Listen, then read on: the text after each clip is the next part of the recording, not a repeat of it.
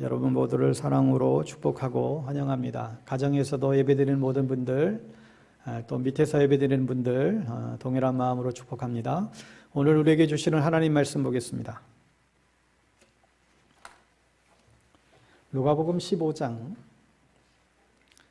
11절에서 24절 말씀, 신약성경 121면 누가복음 15장 11절에서 24절 말씀,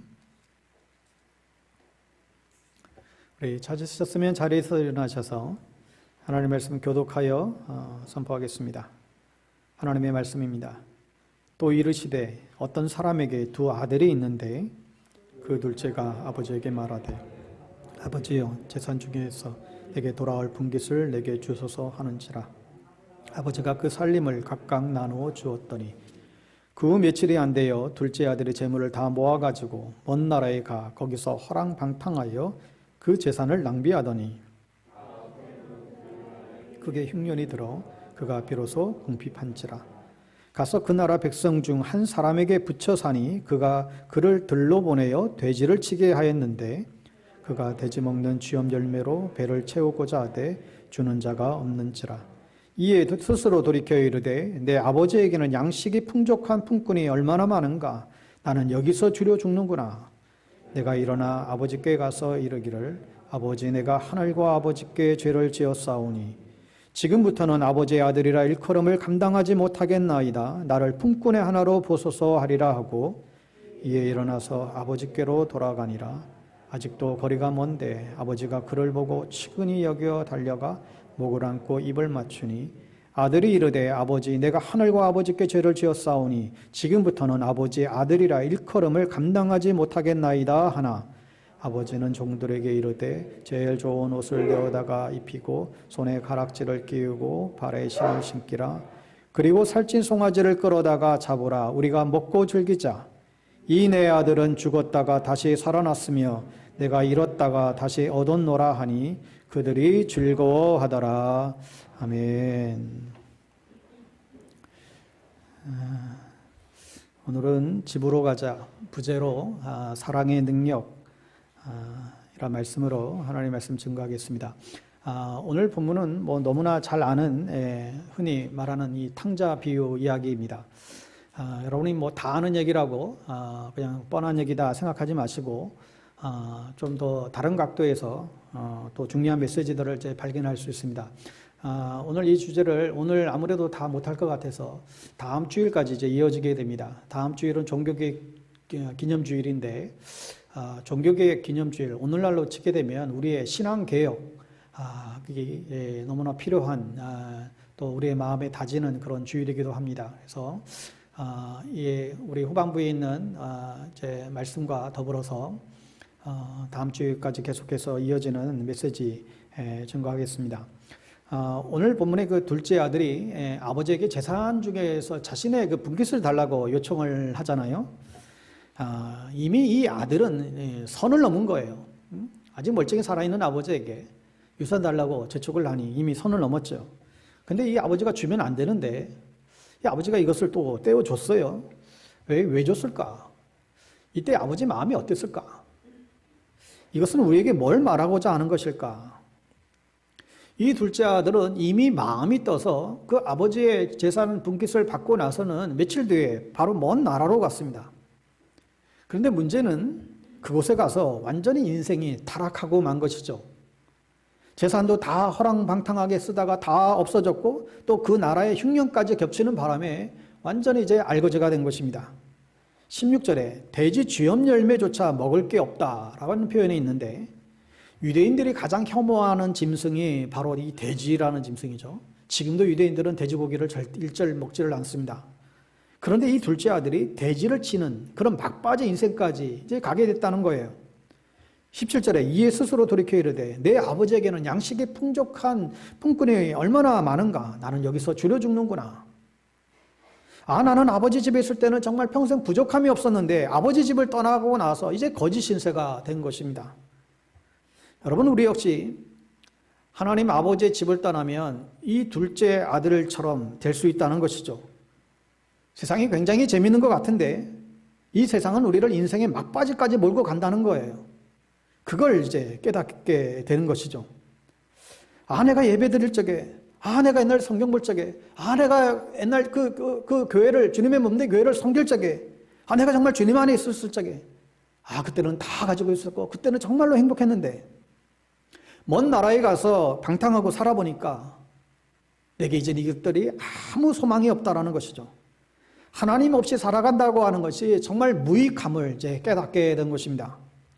18절에 그제야 깨닫고 아버지에게 가서 이르기를 내가 하늘과 아버지께 죄를 지었사오니, 이제 거짓골이 되고 나니까 내가 얼마나 아버지의 마음을 아프게 했는가 그걸 깨달은 거예요. 내가 하늘과 아버지께 죄를 지었사오니 지금부터는 아버지의 아들이라 일컬음을 받기조차도 감당하지 못하겠다. 나를 그냥 품꾼이 하나로 좀 써달라고 얘기를 합니다.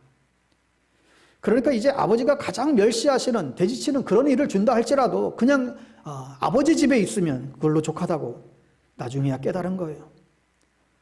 내가 마음껏 하나님께 예배할 수 있을 때가, 그때가 너무 좋았는데, 하나님이 나에게 건강을 주었을 때 그때가 정말 좋았는데, 내가 교회를 섬겼을 적이 그때가 좋았는데, 내가 마음껏 걸을 수 있었을 때 그때가 정말로 행복했는데, 그때는 몰랐다가 내가 이제 다리가 다 부러지고 나서 내가 이제 아무것도 못할 때가 되고 나서 그게 귀한 거를 알게 되죠. 하나님의 은혜가 얼마나 놀라운지, 예배가 우리에게 얼마나 감격을 주는지, 예배를 통해서 하나님께서 우리 가운데 어떠한 은혜를 베푸시고자 하는지 그때는 몰랐다가 이제 그러지 못한 상황이 이르게 되니까 후회가 막 밀려오는 거죠. 요즘 즐겨 부르는 우리 교회에서도 많이 부르는 찬양 중에 은혜라는 찬양이 있습니다. 그 가사가 이래요. 내가 누려왔던 모든 것들이, 내가 지나왔던 모든 시간이, 내가 걸어왔던 모든 순간이 당연한 것 아니라 은혜였어. 내가 이 땅에 태어나 사는 것, 어린아이 시절과 지금까지 숨을 쉬며 살며 꿈을 꾸는 삶, 당연한 것 아니라 은혜였어. 내가 하나님의 자녀로 살며 오늘 찬양하고 예배하는 삶, 복음을 전할 수 있는 축복이 당연한 것 아니라 은혜였어. 내 삶에 당연한 것 하나도 없었던 것을, 모든 것이 은혜였어. 여러분, 이 은혜를 깨닫는 것이 진짜 은혜예요. 모든 것을 당연시하며 살아왔던 모든 것들이 주님께서 주신 선물이고 은총임을 깨닫게 될 때 하나님은 우리에게 두 번째 인생, 두 번째 축복을 우리 가운데 허락해 주십니다. 두 번째 기회를 주시는 그 하나님, 이 은혜를 깨달은 자에게 주시는 하나님의 은총이라는 거예요. 여러분, 우리도 늦지 않았습니다. 우리가 더 이상 망하기 전에, 더 이상 무너지기 전에 우리에게 주님께 돌아와야 됩니다. 아버지 집으로 돌아오시기 바랍니다.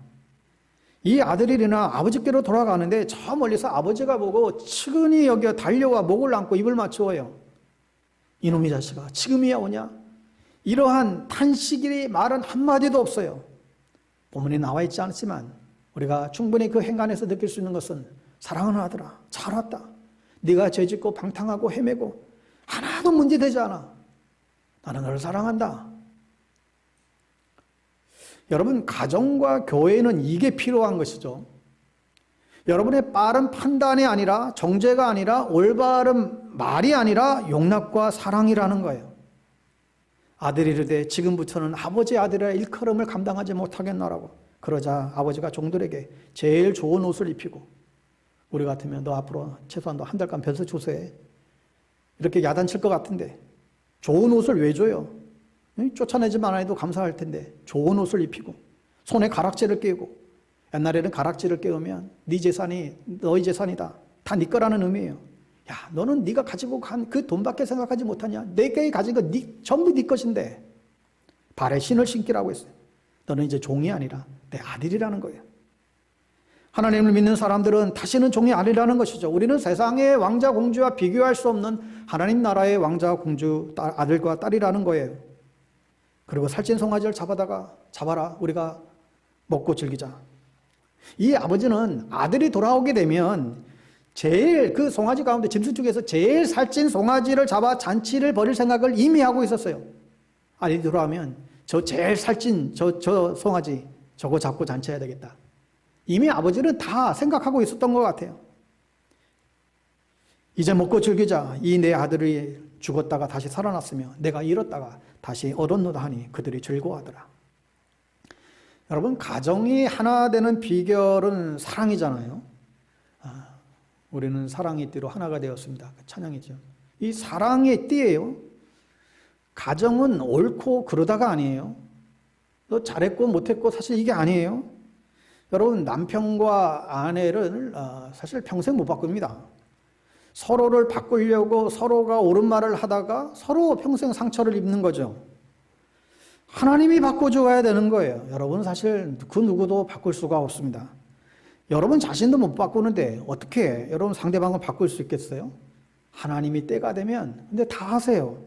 하나님은 단 한순간에 사람을 완전히 뒤집어 버리기도 하십니다. 정말 어떻게 보면 하나님의 사람 인생을 바꾸는 건 정말 찰나에 순식간에 일어나기도 해요. 한 사건으로 완전히 그 인생을 뒤집어 놓기도 하십니다. 여러분, 문제 없는 가정이 어디 있어요? 그런데 그 문제를 우리가 어떻게 해결할 수 있습니까? 그 사람의 성품을 우리가 어떻게 바꿀 수 있어요? 그 사람의 생각을 우리가 어떻게 바꿀 수 있었어요? 그리고 여러분의 자녀를 여러분이 어떻게 그 자녀를 바꿀 수가 있다고 생각하세요? 아니에요. 우리의 자녀조차도 우리가 바꿀 수가 없습니다. 여러분, 애들이 제일 싫어하는 게 뭐예요? 잔소리예요. 잔소리. 애들은 자기가 잘못한 걸 알아요. 그런데 잔소리를 하게 되면 잔소리가 뭡니까?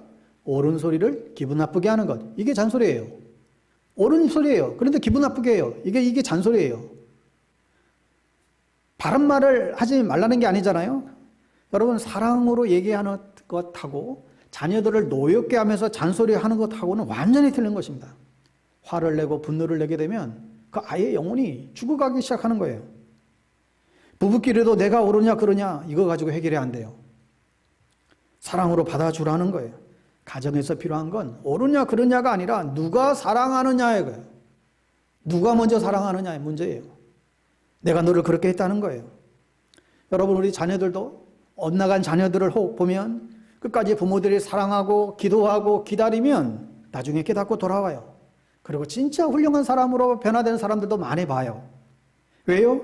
그때 엄마 아빠가 날 버렸어야 마땅한데, 그때 엄마 아빠가 나를 정말 포기해도 그게 마땅한데 끝까지 나를 포기하지 않은 거예요. 그걸 아는 거죠. 철이 들어서야 깨닫게 되는 거죠. 내가 그때 정말 방황했을 때 그때 엄마가 나를 위해서 그렇게 울면서 눈물로 그렇게 기도했구나. 나중에 가서 그걸 깨닫는 거예요. 여러분, 교회가 하나 되는 것도 마찬가지죠. 사랑이에요. 여러분은 저를 바꿀 수 있다고 생각하시나요? 저를 못 바꿉니다. 또 솔직히 성도들이 서로 여러분 바꿀 수 있다고 생각하십니까? 그것도 여러분 가능하지 않아요. 하나님이 바꾸시는 거죠. 여러분 자신도 안 바뀌는데 어떻게 다른 성도를 여러분 바꿀 수 있겠습니까? 사랑이 바꾸는 거예요. 이상하게 여러분 사랑은요 힘이 있어요. 이 사랑에는 놀라운 파워가 들어있습니다. 지금은 거부할 수 있어요. 그런데 사랑은 나중에 혼자 있을 적에 정말 나중에 진짜 힘들 적에 그때 기억이 나는 거예요. 그때 하나님의 마음이 움직이세요. 여러분, 판단하고 정죄하는 것 가지고는 결코 그것은 사랑이 아니에요. 여러분, 정죄는 왜 하느냐? 사랑이 없으면 정죄가 일어나는 거예요. 사랑은 정죄가 없다니까요. 저 사람이 슬프면 같이 아파하는 거예요. 같이 슬퍼하는 거예요. 옳다 그러다 이걸 넘어선 이야기죠. 만약에 하나님의 잣대로 우리를 보면 우리는 여기에 누가 온전히 앉아있을 사람이 누가 있겠습니까? 우리 안에 있는 우리 이 죄악된 게 얼마나 많은데요. 그런데 오늘 사제의 선언의 고백대로 동이 서에서 먼 것 같이 우리의 죄악을 기억지 않으신다고 주님 우리에게 약속하시는 것이죠. 우리가 실수해도 하나님은 돌아오길 기다리는 거예요. 이걸 우리 친구끼리 우리 교회에서 가정에서 이렇게 하라는 거예요. 여러분, 그런데 세상에선 내 느낌이에요. 내 감정이 뜨거우면 내 사랑이 뜨거운 줄 알아요.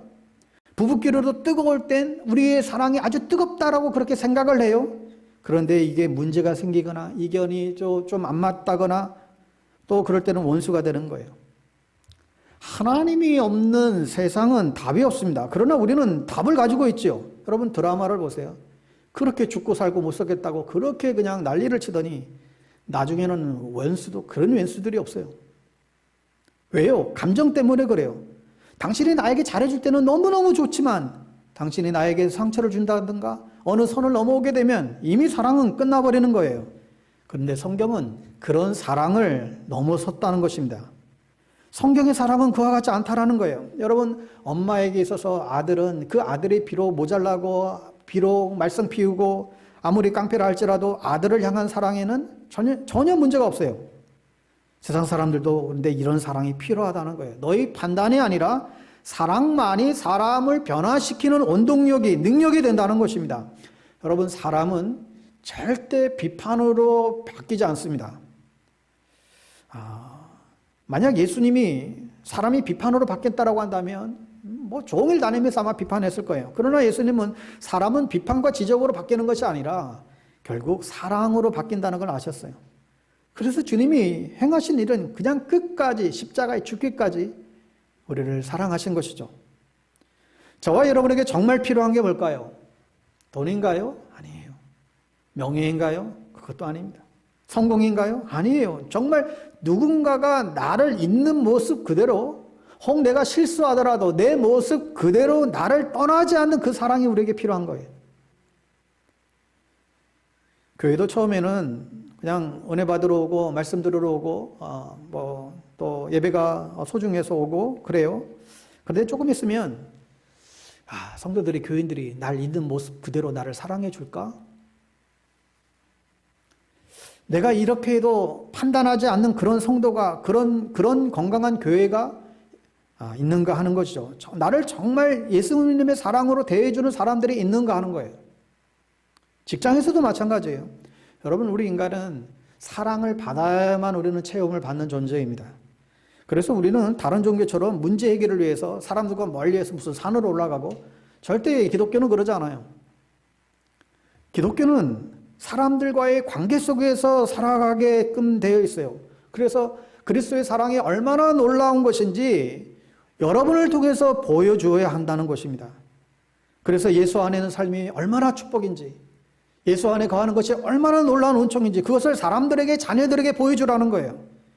여러분, 부부끼리 문제가 있더라도 아무리 지적해도 상대방이 수용하지 않으면 상처만 되는 것이죠. 문제가 더 커져요.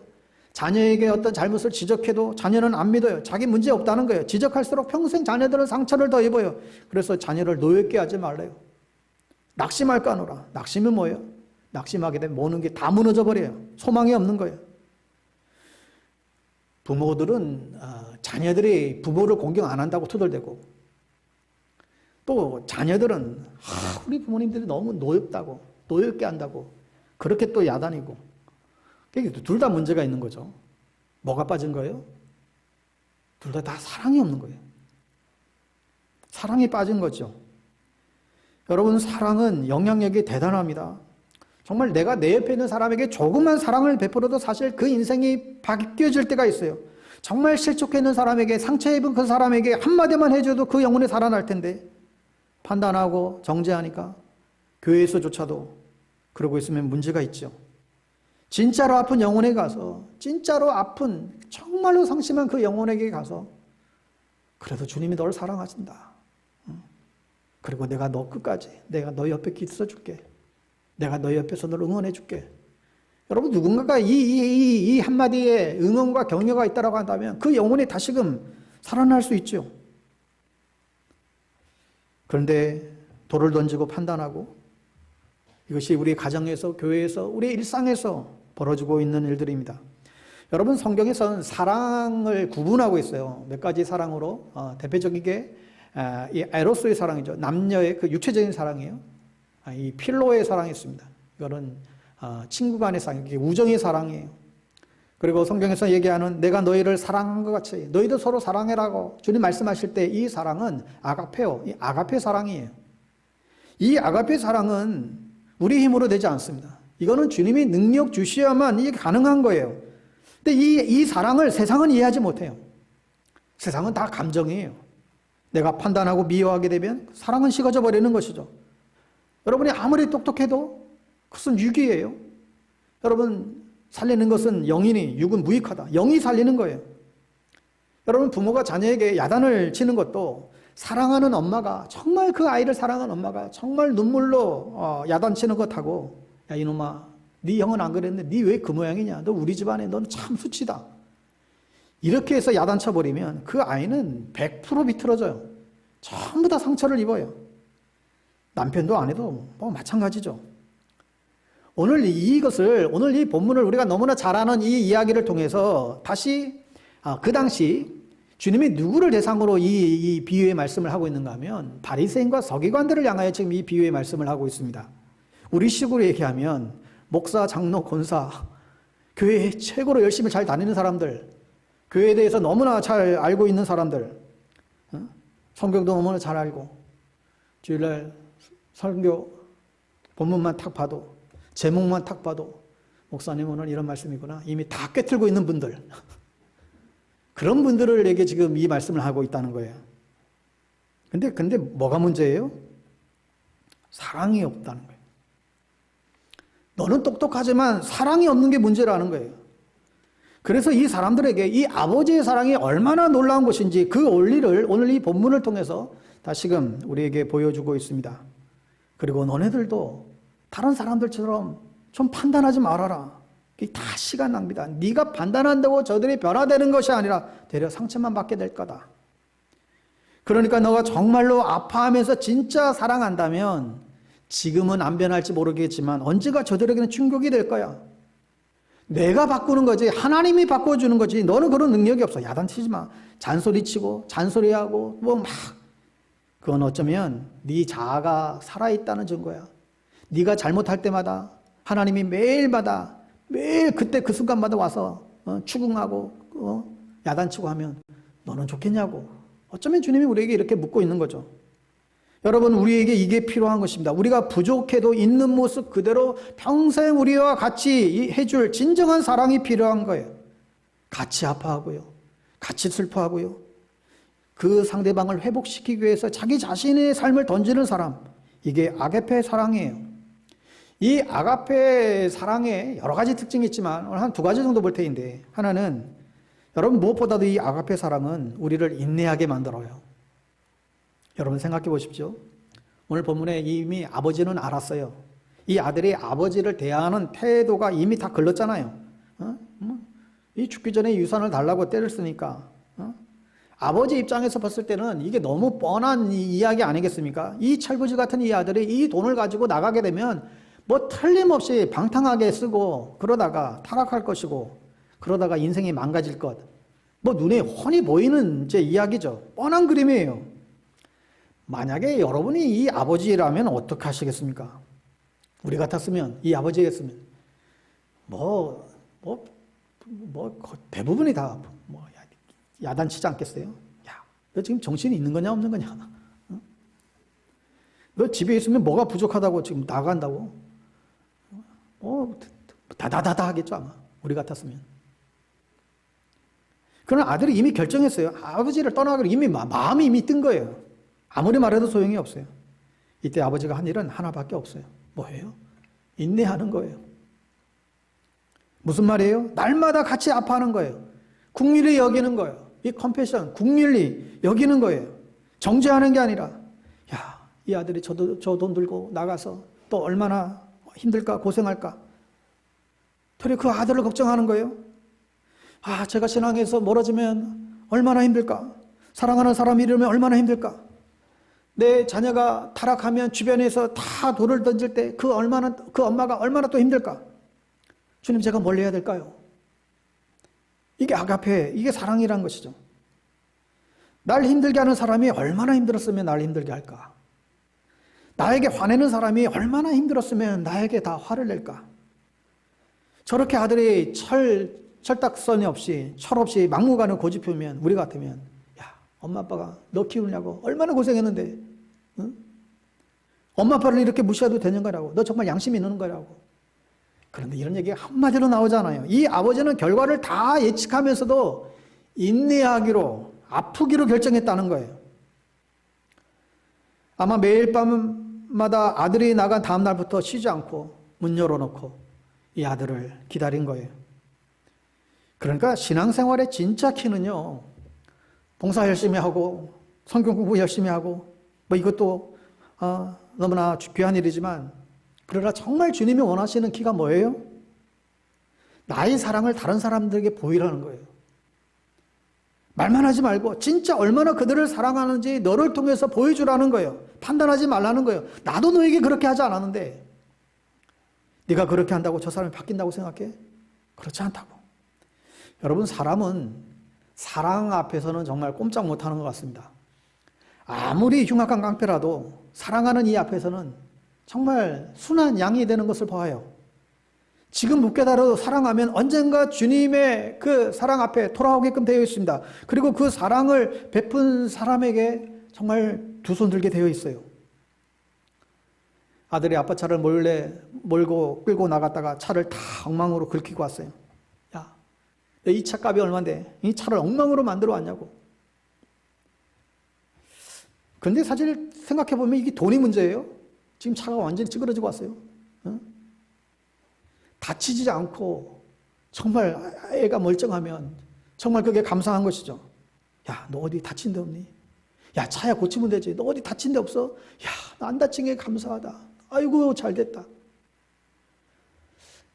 아이가 그 아빠로부터 이런 말을 들으면 아마 평생의 마음에 담을 것 같아요. 야, 아빠가 정말 나 사랑하는구나. 여러분, 단순하지만 한번 생각해 보세요. 나는 옳고 다른 사람은 틀리고 이런 렌즈로 우리가 세상을 바라보게 되면 그 인생은 너무너무 힘드는 거예요.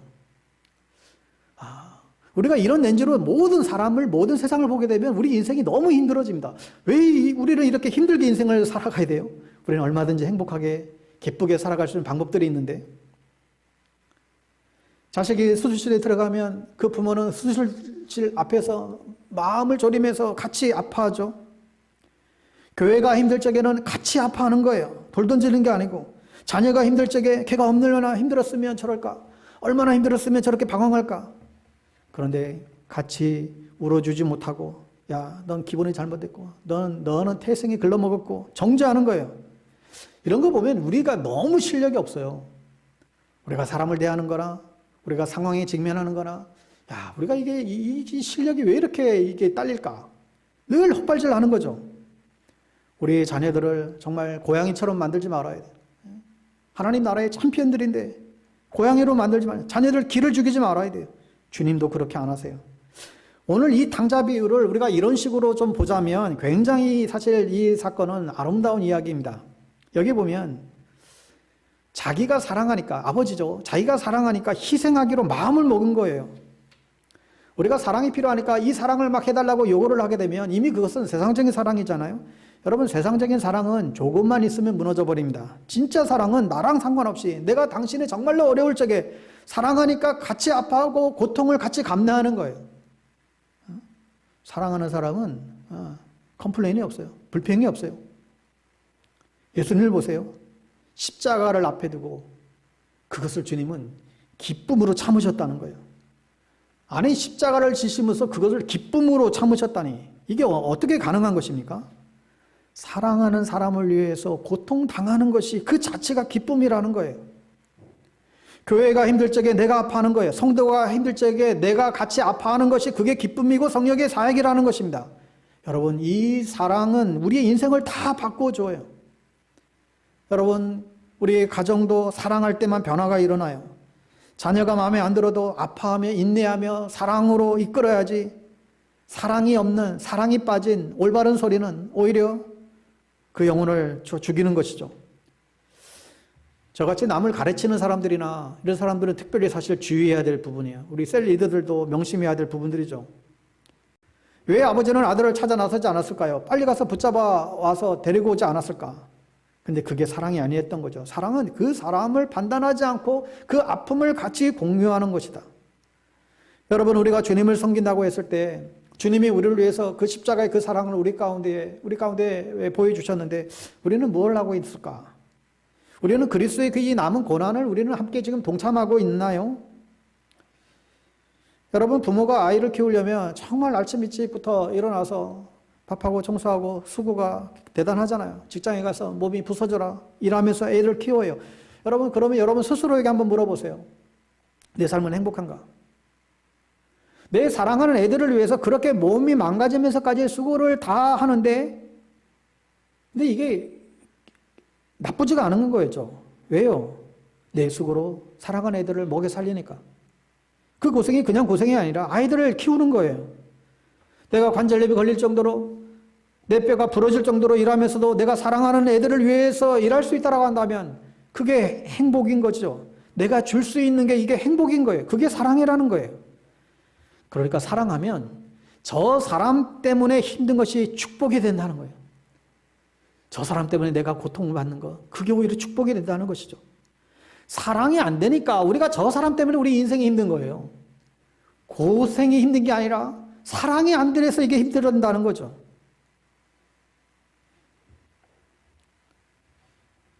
여러분, 나를 힘들게 하는 사람이 없으면 한편으로는 우리가 어떻게 사랑의 능력을 받을 수 있겠습니까? 여러분, 베드로가 물리를 걸을 수 있는 능력이 언제 생겼어요? 폭풍우가 밀려올 때, 폭풍우가 없었으면 바다 위를 걷지 못했을 거예요. 폭풍우가 밀려올 때 주님을 바라보게 되자 물리를 걸어갈 수 있는 능력이 생긴 것이죠. 고난을 안 겪은 사람이, 여러분을 힘들게 하는 사람이 전혀 없는 사람들이 어떻게 이 사랑의 능력이 임하겠습니까?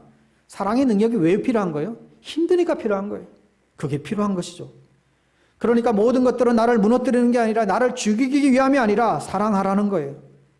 그런데 우리는 내가 오르니까 너는 글렀고 너는 잘못했고 내가 너에게 못해주게 뭐고 이 싸움을 20년 30년 우리는 계속해 가고 있어요. 여러분, 우리 교회가 서로를 향하여 정말 사랑의 관계가 형성이 된다고 한다면 주일날 교회 오고 싶어서 막 안달이 날 것 같아요. 빨리 교회 가고 싶대. 왜요? 사랑하는 사람이 너무 많으니까. 보고 싶은데. 난 사랑하는 사람이 없는데요? 날 사랑해주는 사람도 없는데요? 여러분을 통해서 그 주님의 사랑을 보여주라는 거예요. 나에게 딱 맞는 사람이 누가 있겠어요? 내 성질에 맞는 사람이 누가 있겠어요? 솔직하게 얘기하면. 그런데 내가 조금이라도 남들에게 무조건 사랑하기 시작하면 남들이 내 뒤에 줄을 섭니다. 여러분 잊지 마세요. 진짜 영적인 사람은 영적인 이야기를 하는 사람이기도 하겠지만 그것보다 사랑을 보여주는 사람이 영적인 사람입니다. 진짜 성숙한 사람은 사랑이 있는 사람이 성숙한 사람이에요. 인생의 행복의 키는, 신앙생활의 키는, 가정생활의 키는, 교회 부흥의 키는 사랑이라는 거예요. 모든 사람들이 이 사랑을 경험하고 싶어서 사실 이제 안달인 것이죠. 그런데 너희들이 이걸 보여주라는 거 주님이 우리를 향한 요청이죠. 진짜 성숙한 사람은 똑똑한 사람이 아니에요. 거기에 무슨 학벌이 필요하고 거기에 무슨 돈이 있어요? 진실한 사랑은 모든 사람을 움직여요. 주님이 그걸 우리에게 보여주고 있는 것이죠. 여러분과 가장 가까이 하는 사람이 누굴까요? 여러분이 실족하더라도 같이 정말 울면서 떠나지 않는 사람 아니겠어요? 하여 여러분, 사랑은 상대방의 허물을 보면 안 돼요. 같이 아파야 돼요. 교회를 사랑하는 사람은 교회의 허물을 보면 안 돼요. 목사를 사랑하는 사람은 목사의 허물을 보면 안 돼요. 상대방의 허물을 보면 그걸 같이 아파야 돼요. 허물이 먼저 보이면 그건 사랑이 아니에요. 교회는 허물을 덮어주는 곳이어야 됩니다. 여러분, 우리 인생이 변화된 것도 아무 소망이 없이 살아가던 나에게, 목적도 없이 방황도 없이 살아가던 우리들에게 주님께서 일방적으로 찾아오셔서 당신의 사랑으로 우리를 용서해 주시고 그 십자가의 사랑을 우리 가운데 보여주셨을 때, 우리가 그 주님의 사랑을 우리 가슴으로 만났을 때, 우리에게 새 생명, 그 새 소망을 우리 가운데 주었을 때, 그때 우리 인생이 변화된 거잖아요. 그래서 아무 자격 없는 내가 주님의 복음을 전하고 살 수 있는 이유는 딱 하나밖에 없어요. 주님이 그냥 날 사랑하신 거예요. 아무 조건 없이 영원한 사랑을 부어주신 것이죠. 여러분, 주님이 십자가에 달려 돌아가셨을 때 여러분 그 고통이 얼마나 심했겠습니까? 나의 하나님, 나의 하나님, 어찌하여 나를 버리시나이까? 얼마나 고통이 심했겠어요. 그런데 주님이 뭐라고 하세요? 나의 아픔이 너희들에게 생명을 주고 인생을 바꿀 생각하게 하니까 나는 기뻐서 미치겠다는 거예요. 주님은 그 십자가의 그 고통 앞에서도 이 자신의 십자가 고통을 통해서 인생들이 변화되고 인생들이 새 생명을 얻고 하나님의 사람이 될 걸 생각하니까 너무너무 기뻐서 견디지 못하겠다는 거예요. 그게 사랑이에요, 여러분. 자기만 생각하고 내 기준에 맞으면 사랑하고 나랑 좀 안 맞으면 그냥 다 멀리 해버리고, 여러분, 그러면 누가 교회에 오겠습니까? 그러면 교회 올 사람 없어요. 물론 주님 때문에 교회 와야 되겠지만 여러분, 초신자들은 주님 보고 오는 게 아니라 사람 보고 오는 거잖아요. 그러니까 메시지와 우리의 일상의 삶이 너무 다르면 감동을 못 주는 거예요. 선한 영향력이 없는 거죠. 여러분, 누군가가 실수했을 때 분명히 야단치고 나무랄 수도 있지만 인내하고 같이 합하면서 눈물로 기도할 때 그때 진짜 변화들이 일어나기 시작합니다. 여러분, 이런 사랑이 우리 교회 안에서 볼 수 없을까요? 저는 여러분은 저에게 이런 사랑을 베풀 수 있다라고 한다면 우리 교회가 얼마나 행복해질까요? 누군가의 허물을 보았을 때 인내하며 끝까지 기도하며 사랑할 수 없을까요? 왜요? 그 영혼을 살리기 위함인 거예요. 제가 어느 교회 목사님 그 말씀 중에 제가 이 내용을 좀 들었는데, 서울에 있는 어느 모 교회인데요. 남편이 시무 장로님이고 부인이 권사님이신데, 이 장로님 사회에서도 굉장히 인정받는 분이시고 자녀들도 다 성장해서 다 이제 좋은 학교 나오고 좋은 직장에서 뭐 교회에서도 다 일꾼이고 정말 남들이 부러워하는 그런 가정이에요. 집안이래요. 근데 이 부인 권사님이 주일이면 매일 식당에서 그 수천 명의 성도들 밥을 부엌에서 이제 준비를 하신대요. 이걸 아주 기쁨으로 알고 그렇게 섬기는데 어느 날 주일 아침에 부엌에 이제 식당에 딱 들어갔는데 누군가 몇 사람이 그냥 후다닥 하면서 그냥 그 도망치는 것을 이제 본 거예요. 근데 마지막에 튀어가는 사람이 그 엽사를 딱 그분은 못 봤지만 이 권사님은 딱 본 거죠. 그래서 부르려고 했는데 그냥 순간적으로 그냥 막 정신이 없어서 아마도 무슨 뭐 중요한 물건을 뭐 훔치려고 했는지 내용이 정확치는 않지만 그때 마침 그 권사님 뒤에서 또 다른 장로님이 그 권사님을 본 거예요. 그래서 교회가 난리가 난 거예요. 정작에 사람들은 다 사라진 상태고 이 권사님은 그들을 부르려고 따르려고 하다가 공교롭게도 그 다른 장로님에게 이게 딱 그 현장 딱 걸리게 된 거죠. 그러니까 이 권사님 보고 막 야단치는 거예요. 어떻게 권사가 그런 죄를 지을 수 있냐면 막 쏘아 붙이는데 너무너무 난감하더래. 근데 이분이 아무 말 안 했대요. 왜요? 그 여집사 살리려고, 여집사 보호하려고. 근데 이 문제가 아주 커져가지고 뭐 난리가 났어요. 당회가 열리고 이 권사를 이제 둘 수 없다고 교회에서 아예 그냥 제명시켜버렸대요. 장로님이 수십 명인데 남편도 시무장로인데 뭐 어찌 할 수가 없대요. 그래서 이 아내에게 막 항변한 거예요. 아니 어떻게 당신이 권사하면서 교회에서 그런 짓을 할 수 있냐고. 우리 집안에 이게 무슨 망신이냐고. 애들도 막 찾아와서는 엄마 신랑 좋게 봤는데 엄마 지금 이게 무슨 짓이냐고. 어떻게 그런 짓을 해서 우리 집안 망신 다 시키냐고. 우리가 교회 이제 앞으로 어떻게 나가겠냐고. 이때도 엄마가 아무 말을 안 해. 그 여자 살리려고. 근데 그 후에 교회 부흥회에 관련돼 이 강사 목사님이 막 회개를 시키는 거예요. 근데 저쪽에 있었던 그 여집사님이 막 울면서 막 이제 손을 든 거예요. 내가 오늘 간증할 게 있다고. 자신의 죄를 고백할 게 있다고 막 그런 거예요. 근데 그 근처에 그 권사님이 계셨는데 그 권사님이 달려가서 그 집사님을 껴안는 거예요. 집사님 하지 마세요. 지금까지도 아무도 모르고 있는데 그냥 넘어가셔야 돼요. 절대 하지 마세요. 그랬더니 막 그 느낌에서 나는 이거 도저히 얘기 안 하면 견딜 수가 없겠다. 간증하지 않으면 견딜 수 없다고. 막 그분은 나가려고 하고 권사님은 막 막으면서 막 또 껴안고 있고. 그러니까 주변의 사람들이 막 이상한 거 아니에요. 근데 그 강사 목사님이 막 좀 이상해서 한번 나와보라고. 그래서 이분이 처음으로 나가서 간증을 한 거예요. 그날 이러이러한 죄를 저진 것은 자기였다고. 저 권사님이 아니라는 거예요. 권사님이 자기의 죄를 덮어주려고 십자가를 졌다는 거예요. 이때 그 교회 목사님, 장로님, 권사님들이 그 권사님 앞에 가서 다 무릎 꿇었대요. 그 이후에 그 교회에 아주 전교회적인 부흥이 일어났어요. 그 한 사람 때문에. 자기가 옳다고 주장한 그 사람이 아니라 주님 뜻대로 살고자 십자가를 진 그 한 사람을 통해서 하나님이 그 교회에 굉장히 놀라운 영적인 부흥을 이제 가져다 주었다는 것입니다. 여러분 똑똑한 게 아니잖아요. 성경 지식이 아니에요.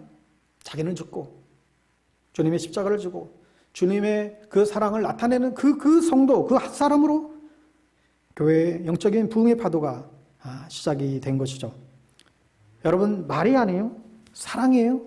사랑의 능력이 가정을 변화시키시고 교회를 변화시키고 사회를 변화시키는 것이죠. 아가페 사랑의 원리 또 하나는 이 아가페 사랑은 영혼을 회복시키시고 치유하는 능력이 있습니다. 이 아들이 이제 집에 돌아왔는데 양심이 있으면 야, 네가 아버지 유산 다 탕진하고 진짜 벼룩이 납작져 있지. 정말 고개를 들 수 없었고 정말 아빠가 날 받아줄까? 얼마나 날 알았을까? 집에 돌아오기 전까지 얼마나 그 감정이 이제 있을 게 아니겠어요? 그런데 이 아버지는 매일같이 문을 열어놓고 기다리기를 반복했던 것이죠. 네가 무슨 문제가 있든 나는 상관치 않겠다는 거예요. 돌아오기만 하라는 거예요. 내가 재산을 탕진을 하든 내 마음을 아프게 하든 내 명예를 실추시키든 아무 상관이 없으니까 그죠? 돌아오기만 하라는 거예요. 여러분, 자녀 때문에 아파하는 것이 축복이라는 것을 느낄 때가 있습니까? 성도 때문에, 사랑하는 성도 때문에 아파하는 것이 축복이라는 것을 느낄 때가 있습니까?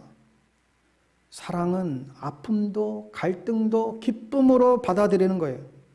골로새서에 보면 우리 잘 아는 표현이 있습니다. 골로새서 1장 24절 말씀해 보면 나는 이제 너희를 위하여 받는 괴로움을 기뻐하고 그리스도의 남은 고난을 그의 몸된 교회를 위하여 내 육체에 채우노라. 사도 바울이 내가 너희들로 인해서 고난을 받는 거, 감옥에 들어가고 고통을 받는 거, 이게 너무너무 즐겁다는 거예요. 내가 너희들을 위해서, 교회를 위해서, 그리스도의 남은 고난을 위해서 내가 지금 고통당하는 것이 나는 너무너무 기쁘다는 거예요. 내가 교회를 사랑하기 때문에 돌을 던지는 것이 아니라 같이 아파하는 게 기쁨이라는 거예요. 내가 아내를 사랑하기 때문에, 자녀를 사랑하기 때문에 그가 탈선하고 어려울 적에 내가 판단하고 정죄하지 아니하고 같이 아파할 수 있는 것 그 자체가 너한테는 블레싱, 축복이었다는 것이죠. 여러분, 이럴 때 이 아들의 일생이 바뀌는 것을 보세요.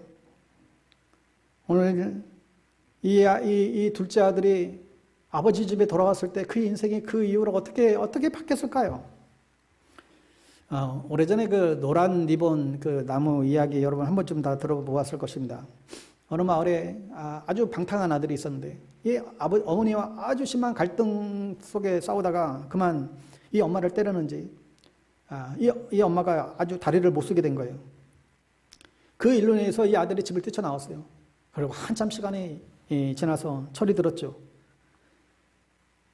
자기가 그렇게 잘못해서 집을 뛰쳐나오는데 그래도 집이 그립고 엄마가 보고 싶고 집에는 돌아가고 싶은데 용기는 없고 그래서 행여나 해서 집에다가 엽서를 보낸 거예요. 엄마, 나 이제 집에 돌아가고 싶은데 만약에 나를 용서해 줄 마음이 있으면 그 마을 그 정거장 앞에 있는 큰 나무 그 나무가지에 노란 리본 하나 좀 띄워달라고. 만약 그게 달려있으면 엄마가 날 받아주는 걸로 알고 집에 들어가겠노라고. 그렇게 엽서를 보냈어요. 이 청년이 동네에 기차를 타고 다가오기 시작하자 막 안절부절한 거예요. 과연 어떻게 됐을까?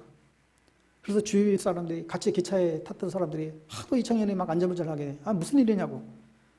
자기가 평생 엄마에게 못될 그냥 죄를 지었는데 엄마가 내가 돌아가면 받아줄지 몰라서 이렇게 엽서를 보내놓으라고. 만약에 나를 받아주면 그 나무에다가 노란 리본을 좀 걸어달라고 했는데 그래서 이 기차에 있던 사람들이 다 그 마을에 가까우게 되자 자신의 문제처럼 가슴을 졸이며 그 나무를 쳐다보기 시작했는데 난리가 난 거예요, 사람들이. 보니까 그 나무까지에 하나의 리본이 달려있는 게 아니라 온통 온 나무에 수백 개의 리본을 다 매달아 놓은 것이죠. 이게 뭐예요? 나는 너를 용서하니까 다 귀찮으니까 돌아오기만 하는 사인이죠. 이게 십자가의 사랑의 이야기입니다. 여러분, 우리가 죄인들을 위하여 십자가에서 죽으신 이 주님의 이 사랑을 너희들이 안다면 너희들도 이제는 이 사랑을 좀 나타나기를 바란다. 우리에게 필요한 건 너희 날카로운 지적과 정죄가 아니라 판단이 아니라는 거예요. 실수에도 불구하고 바보처럼 주님의 사랑으로 그냥 품어주는 사랑이 필요하다는 거예요. 내가 너를 통해서 그 일을 하고 싶다는 거예요. 실수한 사람 혹은 너를 아프게 하는 그 사람에게 지금 사랑이 필요하다는 것이죠. 여러분, 이 용서를 우리는 연습해야만 합니다. 사랑의 능력을 여러분 키워가십시오. 하루아침에 되지 않아요. 내가 할 수 있는 우리는 한 가지 일들을 우리는 하는 게 필요할 것 같아요. 마음에 걸리는 사람이 있다고 한다면 보고 싶다라고 문자라도 한번 보내보십시오. 말썽을 피우는 아들에게 딸에게 네가 내 아들이라서 네가 우리 딸이라서 너무너무 감사하다. 문자라도 카톡이라도 한번 보내보세요. 아마하게 성도님 얼마나 힘드세요. 그래도 주님이 함께 하시잖아요. 제가 기도할게요. 문자라도 한번 보내보세요. 여러분, 이런 게 훈련이 되면 갈수록 이게 늘어나요. 하지만 이게 많아지면 많아질수록 우리 안에 행복의 도는 더욱더 커지게 됩니다. 내 주변에 내가 사랑할 대상이 너무너무 많은 거예요. 너무너무 교회가 좋은 거예요. 셀mom이 너무 좋은 거예요. 예전에는 그 아들이 말씀 피우는 그 아들의 시선으로 바라봤지만 이제는 사랑의 눈으로 바라보니까 너무너무 좋은 거예요. 그런 능력을 주님께서 우리에게 주었다는 것입니다. 여러분, 천국은 멀리 있지 않습니다. 죽었어도 우리가 천국 가지만 그게 아니라 사랑할 때 천국은 우리 가운데 임하게 되는 줄 믿습니다. 우리 찬양하고요, 함께 기도했으면 좋겠습니다. 아주 우리 오래전에 불렀던 찬양인데,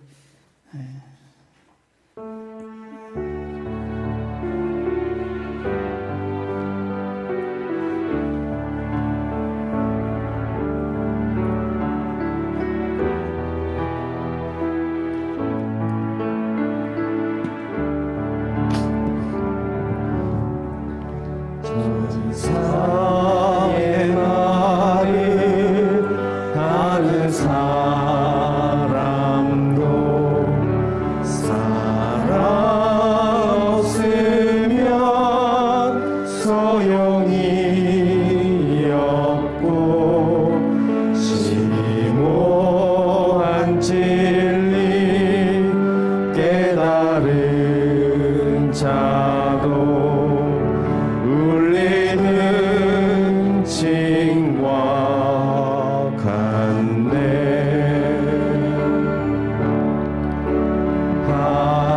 하나님 말씀 전한다 해도 그 무슨 소용 있나.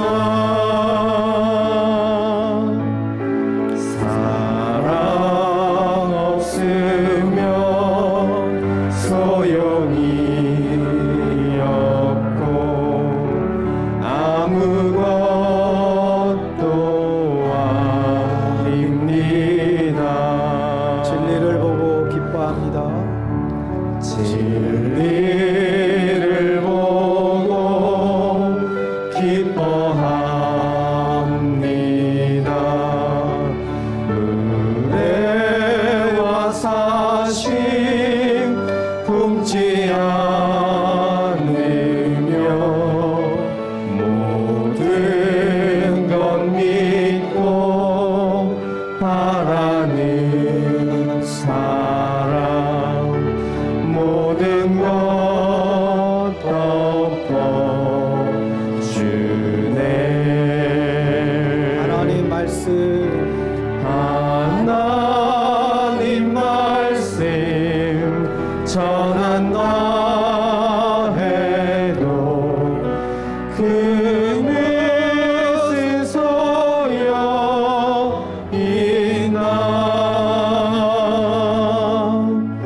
사랑 없으면 소용이 없고 아무것도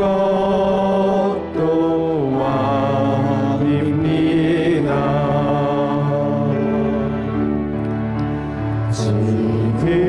지금은 이미 하게 보이나 그때는 주를 만나게 되리. 하나님 나를 알고 계시듯 우리도 주를 알리. 하나님 말씀 전한다 해도 그 무슨 소용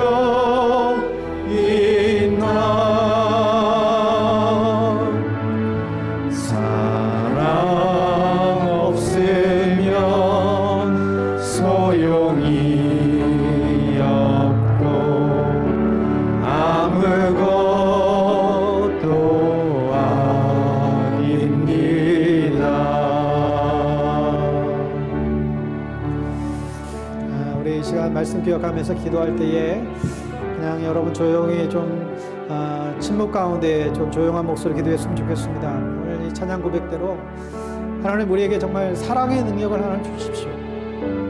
판단과 정죄가 아니라 정말 그 주님의 그 마음을 하나님 우리도 품게 해주십시오. 그리고 그 아버지의 사랑이 있는 그 아버지 집으로 우리가 날마다 하나님 돌아가게 해주십시오. 하나님 없이 방황하는 삶들 다 내려놓고 아버지 품에 또 아버지 집에서 아름답게 교제하고 풍성한 삶을, 그런 신앙의 삶을 살아갈 수 있는 저희들 되게 해달라고 그렇게 하나님께 고백하며 기도했으면 좋겠습니다. 기도하겠습니다. 하나님 아버지, 하나님 말씀 전한다 해도 그 무슨 소용이 있나. 사랑 없으면 소용이 없고 아무것도 아닙니다.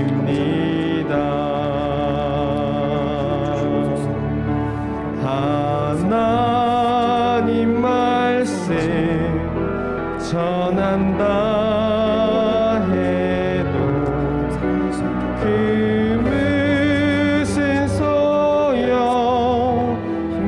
있나. 사랑 없으면 소용이 없고 아무것도 아닙니다.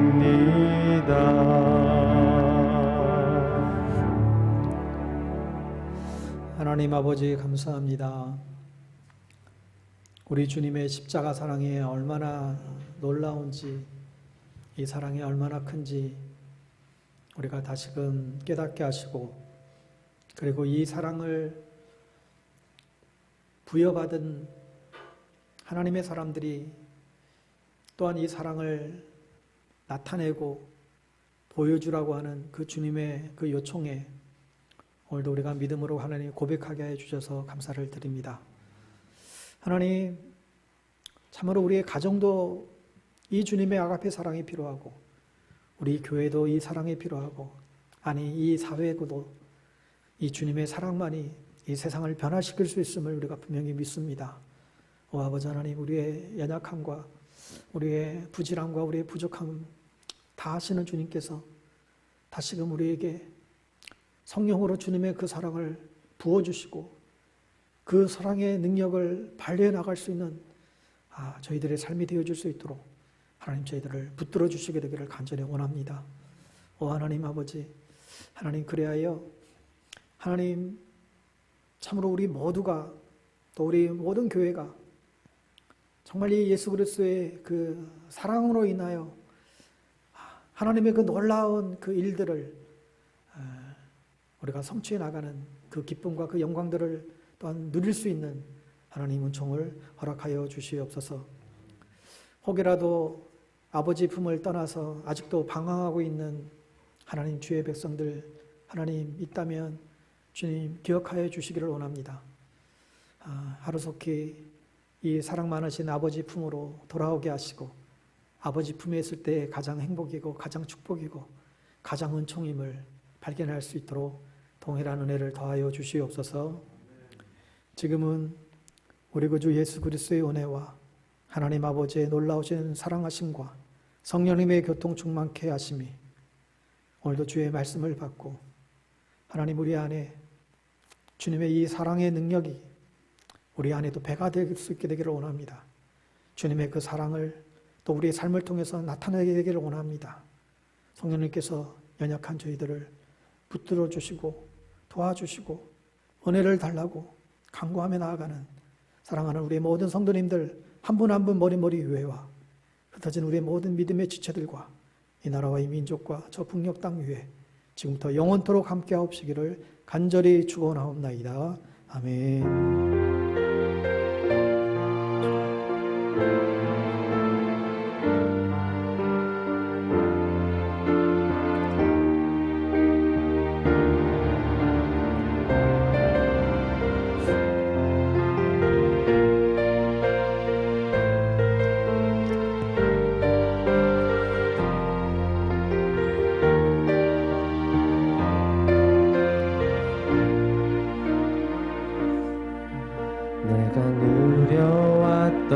모든 것들이 내가 지나왔던